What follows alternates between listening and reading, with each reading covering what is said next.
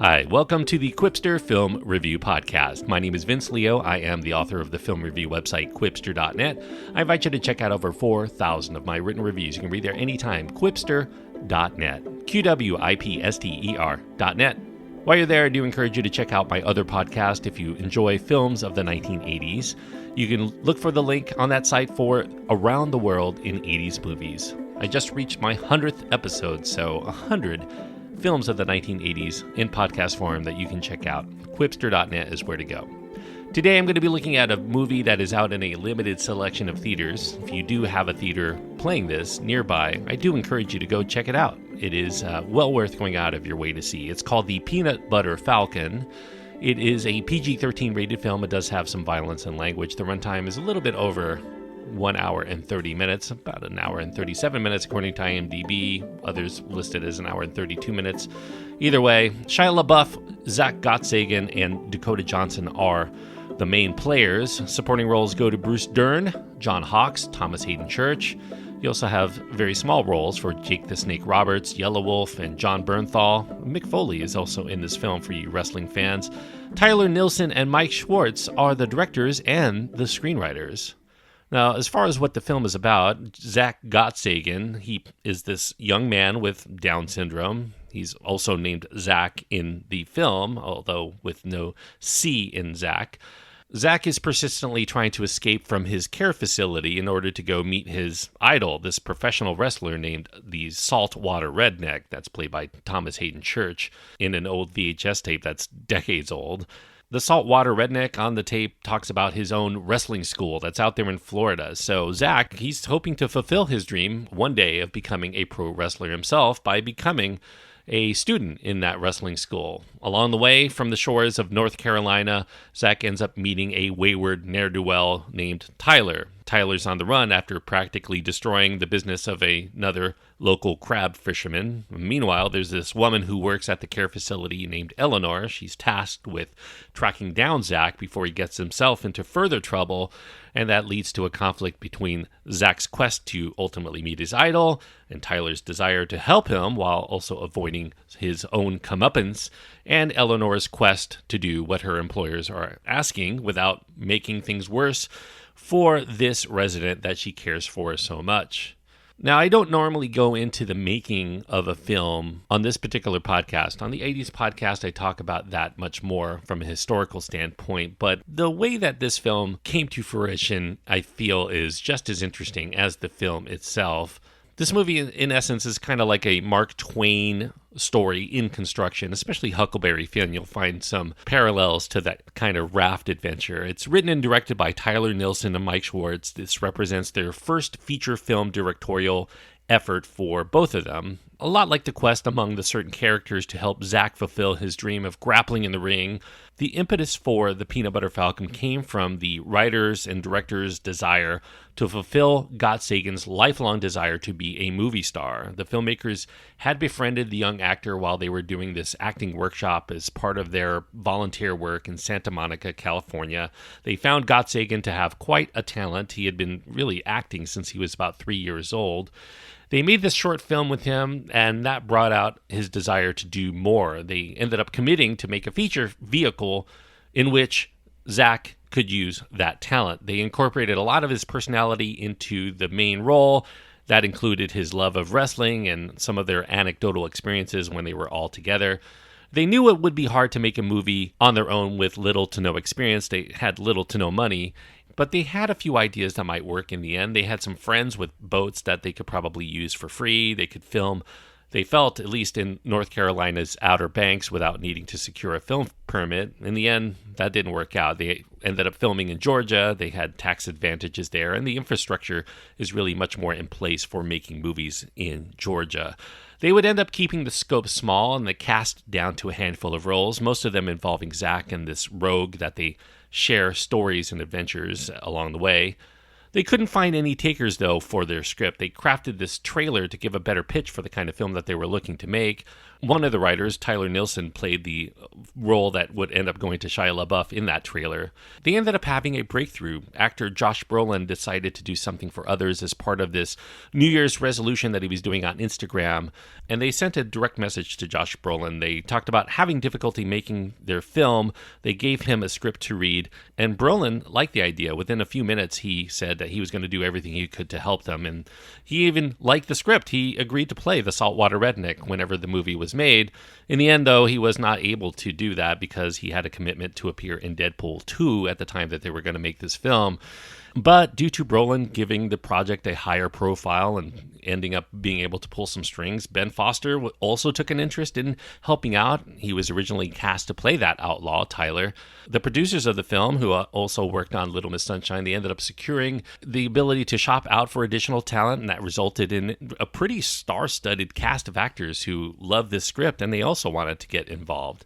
Unfortunately, Ben Foster would end up bowing out after his wife would become pregnant. He ended up calling his associate, Shia LaBeouf, as a favor to replace him in the role. Ben Foster had replaced Shia LaBeouf in a role several years before on Broadway in a show called Orphans, when LaBeouf had personality conflicts with Alec Baldwin.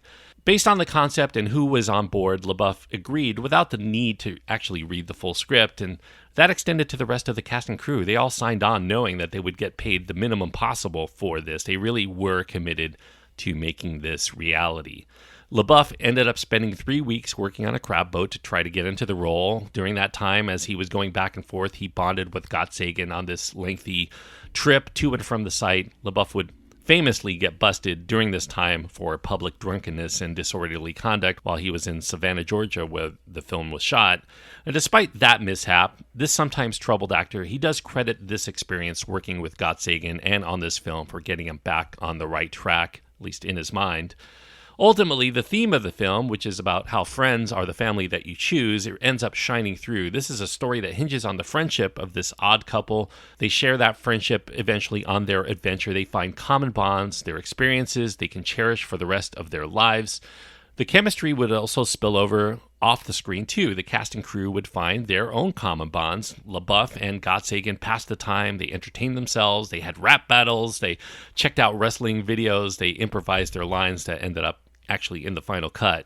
And the performances are the real key here to the Peanut Butter Falcon. And a lot is going to be made of Shia LaBeouf's side of things because he's an actor with the most range that is in this film, at least with the role that carries the biggest character arc. He can be brash and edgy in his performances at times, but I do feel that this very much works well for the character of Tyler as he's portrayed in this film. He's a rather unlikable person, at least until you see him through Zack's eyes. Dakota Johnson, she doesn't necessarily have a role that stretches her acting talent here. She's a very good actress, but it's a smaller role. It's more of a supporting role. She's appealing for the limited nature of the character, though, and maybe she's a little bit too good. Maybe it's too sincere. We might feel that she's too good of a person to deserve the ending for her character that she ends up getting. I'm not going to spoil it, though. She seems content with it in the end, though. Many might overlook the central performance by Zack Gottsagen with these bigger, higher-profile actors. Maybe because he's someone with Down syndrome portraying someone with Down syndrome. Maybe people will not feel that this is as big of a stretch for him since he's kind of portraying himself. But I will say this. He has the most critical role of the film. Even though it's less flashy than the others, if he at all labored or failed at all to convince us that he is exactly the person that he represents to be, or if he at all looked like he was acting, the entire film would fall apart. So he does a great job here. He isn't just repeating what someone else tells him to say in front of a camera. He's obviously in the moment. He's riffing with Shia to improv some very funny lines, and he comes across as very genuine. So a great performance by Gottsagen. I found The Peanut Butter Falcon to be very sweet, a very charming film. It avoids the kind of sugarcoating that might make for a saccharine experience. A lot of Hollywood films, I'm thinking of I Am Sam, dealt with some similar material in certain ways, but it comes across as too phony. I like that it doesn't overly glorify Zack's Down syndrome in the Hollywood way of things. A lot of the storyline is all about how, regardless of whatever may be perceived of his condition, it doesn't really make a lot of difference once you make that emotional or intellectual or spiritual connection with the person with Down syndrome. To an outsider, the Down syndrome is all that they will end up seeing. To an acquaintance, he's known as being special. To someone who befriends him, though, there's nothing at all special about him in the end because they know that he's actually just like everyone else. When Zack continuously tries to tell Tyler that he is a so-called Down syndrome person as a rationale for his actions, Tyler responds, "I don't give a..."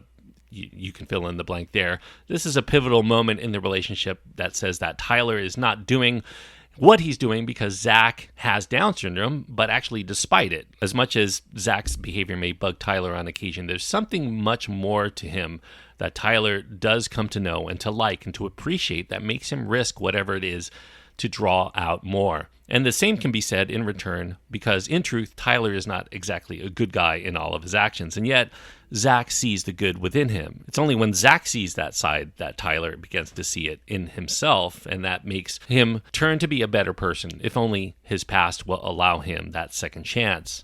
And you can say in a certain way how Tyler feels towards Zack is the same as I feel about The Peanut Butter Falcon as a movie. It's not because it features a Down syndrome person in a lead role that I feel compelled to treat it as special. It's because it tells a genuinely good story. It has characters that we come to care about and themes that we can all relate to that succeeds in telling in the end. Is it a perfect film? I don't think so. It's not at all. There are elements that might feel contrived or formula in certain respects. There's an element of potential romance that either may not be needed or it might have been built up a little bit better for us to feel a stronger connection when it inevitably emerges. However, I do think that it's for these things that we can connect to within those narrative weaknesses that we ultimately like. We enjoy being in the company of the Peanut Butter Falcon more so than for its inability to revolutionize the narrative process of filmmaking. I think you have to be realistic about these films. They are trying to make a compelling story and to do something a little bit smaller here, and I do think they succeed brilliantly. This is a gentle and kind and strong and resolved and very likable film, just like the main character. It treats the fine narrative line between the literal and the fantastic in a way that doesn't break its spell, and that's a sign of quality filmmakers. Despite this being their first effort, it really feels assured.